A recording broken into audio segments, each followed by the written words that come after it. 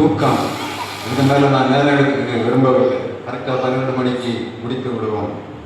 ஒரு 10 நிமிடங்கள் நான் ஆண்டவருடைய வார்த்தையை திரும்ப உங்கள் வார்த்தையிலிருந்து நான் திரும்ப வைக்கும்படியாக விரும்புகிறேன். சிலுவை என்பது கிராஸ் என்று ஆங்கிலத்திலே சொல்லப்படுகிறது. இந்த கிராஸ் எங்கே வைக்கப்பட்டது? கல்வாரியிலே வைக்கப்பட்டது. கால்வரி 7 எழுத்துக்கள் அதிலே காணப்படுகிறது. இந்த 7 எழுத்துக்களையும் தான் ஆண்டவர் 7 விதமான காரியங்களை கொண்டு சிலுவையிலே நிறைவேற்றினார். முதலாவதாக Calvary C is a confession of the sinners. சிலுவையில் அறையப்பட்ட 2 கள்ளர்கள் இயேசுவை தூஷிக்கிறார்கள். இயேசு சொல்லுகிறார், பிதாவே இவர்களுக்கு மன்னியும், தாங்கள் செய்கிறது இன்னதென்று அறியாது செய்கிறார்கள். முதலாவது பணி என்ன?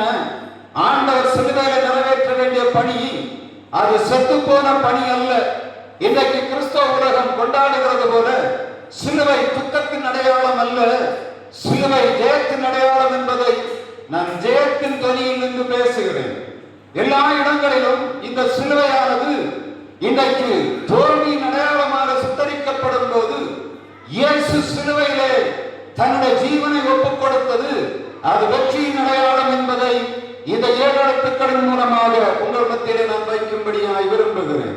முதலாவது, இந்த சிலுவையில நாம் போகும்போது அதை அப்படியே நாம் உள்வாங்குவோம் என்று சொன்னால், மரணத்துக்கு நேராக போய் கைகள் கட்டப்பட்டு ஒன்றும் செய்ய முடியாத நிலைமையிலே வேதனை முழுவதையும் சகித்து பசி பட்டினி வேதனையோடு இயேசு நின்று கொண்டிருக்கிறார். உலக மனிதனுக்கும் ஆண்டவராக இயேசு கிறிஸ்துவுக்குள்ள வித்தியாசம் என்ன? உலக மனிதன் தான் சாகும் போது கிடைக்கிற மனிதனை எல்லாம் தூற்றுவான், அதற்கு காரணமான மனிதனை சபிப்பான். ஆனால் ஆண்டவராக இயேசு கிறிஸ்து மாத்திரம் தான் சிலுவையிலே வந்த நோக்கத்தை சரியாய் புரிந்து கொண்டார். அவருக்கு தெரியும், நான் இதற்காகத்தான் வந்தேன். பூமியில எதற்காக வந்தார்? பாவிகளை மீட்கும்படியாக வந்தார். அந்த பாவிகளை மீட்கும்படியாக கடைசி ஆயுதம் தன்னுடைய இரத்தம் என்பதை அவர் உணர்ந்திருந்தார். தன்னுடைய பாவ மரணம் தான் என்பதை நினைவு கூர்ந்தார். பாவத்துக்கு எதிர்த்து போராடும்படியாக நீங்கள் ரத்தம் சிந்தும்படியாக இன்னும் போராடவில்லை என்று சொன்னார். பாவத்துக்கு பரிகாரமாகிய பஸ்கா ஆட்டுக்குட்டி அடிக்கப்பட வேண்டும். அதை தான் உணர்ந்துதான் இந்த உலகத்திலே வந்தார். பாவிகளை மீட்கும்படியாக வேறு எந்த பிராயச்சித்தமும் இல்லை என்பதை அறிந்தவராக இயேசு தன்னுடைய நோக்கத்தை நிறைவேற்றும்படியாக வந்தார். அவர் கெத்செமனேயிலே சொல்லுகிறார், இந்த சாவில்லாமல் வேறு ஏதாவது வழியிலே என்னை உபத்திரவப்படுத்தி இதை எடுத்துக்கொள்ள வேண்டும் என்று அவர் கேட்கிறார். எப்படி? இந்த சிலுவை இல்லாமல் உமக்கு இந்த பாவிகளுக்காக என்னுடைய ஜீவனை கொடுக்க உமக்கு சித்தம் இல்லையோ? ஆனாலும் என்னுடைய சித்தம் அல்ல. ஒருவேளை அநேக காரியங்களை ஆண்டவருக்கு முன்பாக காட்டி இருக்கிறான். தன் ஜீவனை இந்த பாவிகளுக்காக ஒப்புக் கொடுப்பதற்கு அநேக வழிகளை ஆண்டவருக்கு முன்பாக சொல்லி இருக்கலாம். ஆனால் அவர் கடைசியாக விட்டுக் கொடுத்தார். உங்களுடைய சித்தப்படி ஆக கடவுள், என்னுடைய சித்தம் அல்ல. இதை நிறைவேற்றும்படியாகத்தான் ஆண்டவர் போகிறார். இந்த 14 படிகள் என்று சொல்லி நம்முடைய இந்த உலகத்திலே இப்பொழுது இயேசு 14 விதமான இடங்களிலே போய் அவர் அடிபட்டது போல அவர் அடிபட்டு போகவில்லை. அநேகருக்கு தெரியவில்லை. இந்த ஆவியிலே தொய்ந்து போனவராய் இயேசு போகவில்லை, ஜெயமெடுத்தவராய் போகிறார். சும்மா போகவில்லை, ஒரு பணியை நிறைவேற்றும்படியாக சிலுவையிலே வந்து விட்டார். சிலுவையிலே வந்தவுடனே முதலாவது சொல்லுகிறார், இவன் தூசித்துக் கொண்டு நிற்கிறான், இந்த கீழே நிற்கிறவனை யூசிக்கிறான். ஆனால் சொல்லுகிறார், பிதாவே இவர்களுக்கு மன்னியும், தாங்கள் செய்கிறது இன்னதென்று அறியாது செய்கிறார்கள் என்று சொல்லி இந்த பாவியுடைய பாவத்தை எடுத்து கொண்டு வந்து ஆண்டவருக்கு வந்தான் என்று சொல்லுகிறார். I have healed them, I have delivered from the sin. இவருடைய பாவத்தினுடைய விடுதலை ஆக்குகிறேன், நீர் இவர்களை மன்னிக்க வேண்டும் என்று சொல்லி முதலாவது அவர்களுக்காக வேண்டுதல் செய்தார். இரண்டாவதாக இயேசு சொல்லுகிறது, the assurance of the paradise. இந்த கள்ளர்கள் இருவரில் ஒருவன் சொல்லுகிறான், நீர் உம்முடைய ராஜ்யத்திலே வரும்போது என்னை நினைத்தருளும். அவர் சொல்லுகிறார், இன்றைக்கு நீ என்னோடு கூட பரதீசில் இருப்பாய். எப்படிப்பட்ட நம்பிக்கையுள்ள வார்த்தை!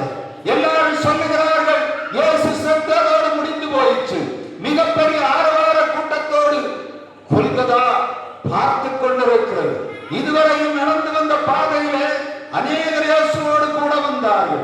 இந்த கடைசி நேரத்திலே இரவு முழுவதும் விசாரிக்கப்பட்டார். 3 மணி நேரத்துக்குள்ளே சிலுவையிலே ஒப்புக் கொடுக்கப்பட்டார்.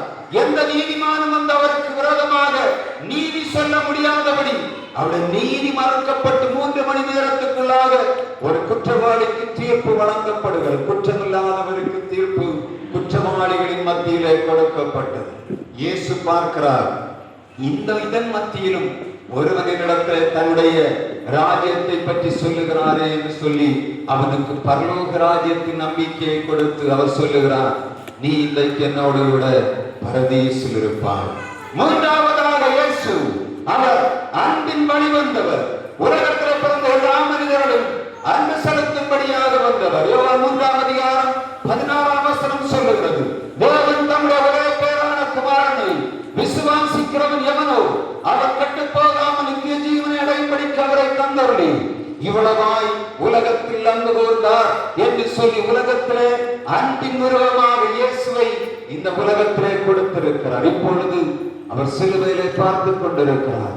அன்பு செலுத்த வேண்டிய 2 பேர் இந்த நேரத்தில் கதறிக் கொண்டிருக்கிறார். யார்?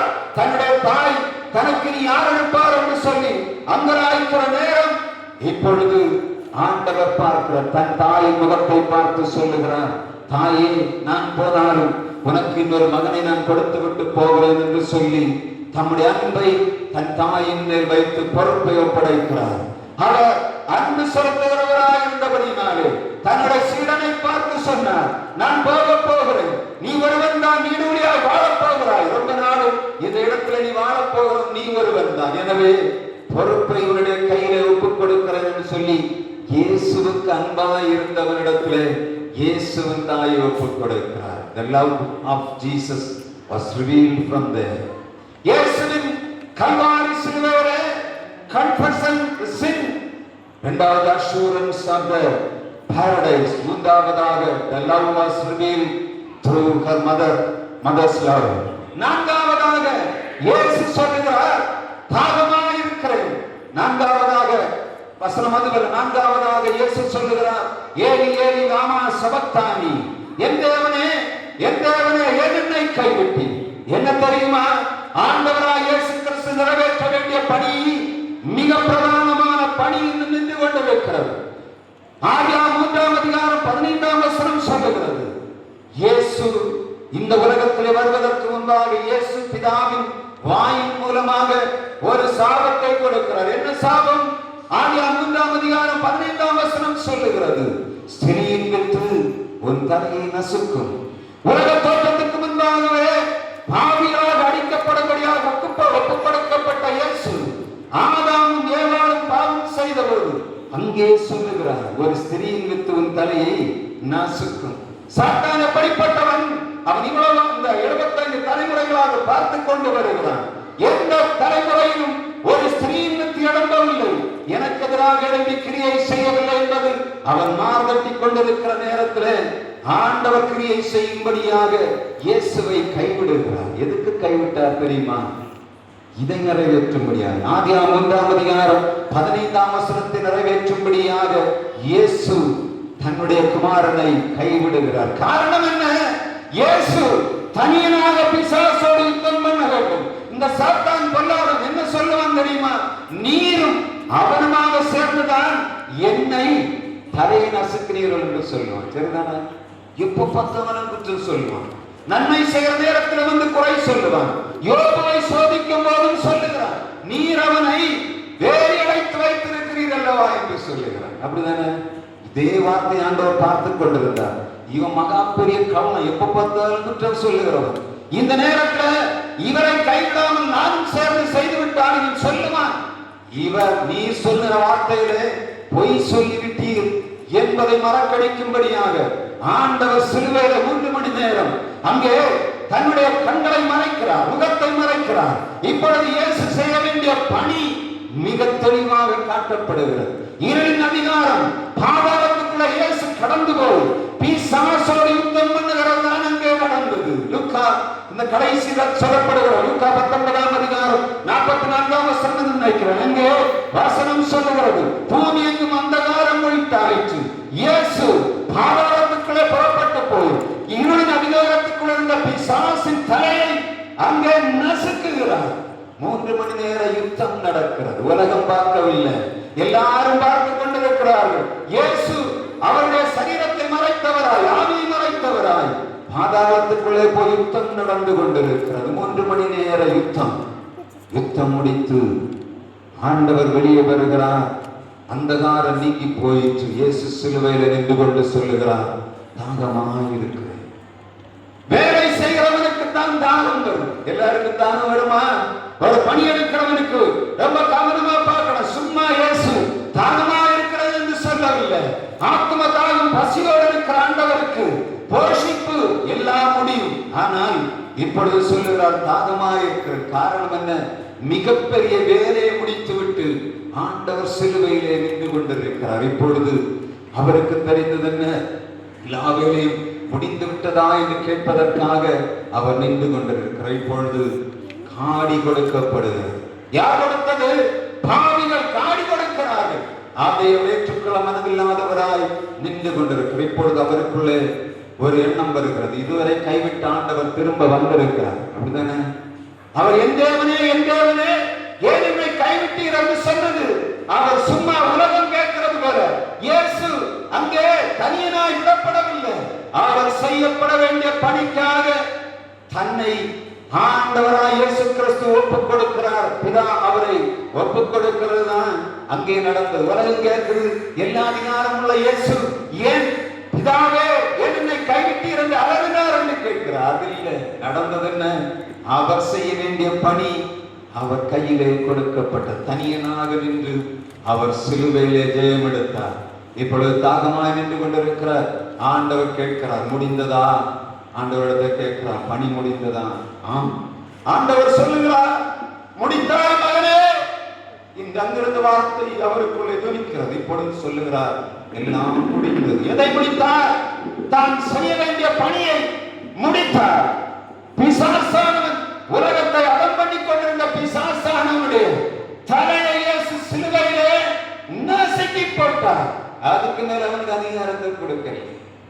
அவனை அதிகாரத்தை, அதுவரையிலும் அதிகாரத்தை வைத்திருந்தவனுடைய தலையை ஆண்டவர் நசுக்கினார். அதுவரை நிமிர்ந்து நின்று தலைமுறைகளை காலி செய்த இந்த சாத்தானை ஆண்டவர் சிலுவையிலே அவன் தலையை நசுக்கி அவனுடைய அதிகாரத்தை ஒன்றுமில்லாமல் செய்துவிட்டு அந்த அதிகாரத்தை எடுத்து தம்முடைய பிள்ளைகளுக்கு கொடுக்கிறார். கொடுத்து விட்டு தான் நீங்க மத்தேயு 27 அதிகாரம் 50ஆம் வசனம் சொல்லுகிறது, இயேசு மகா சத்தமாய் கூப்பிட்டு ஜீவனை விட்டார்.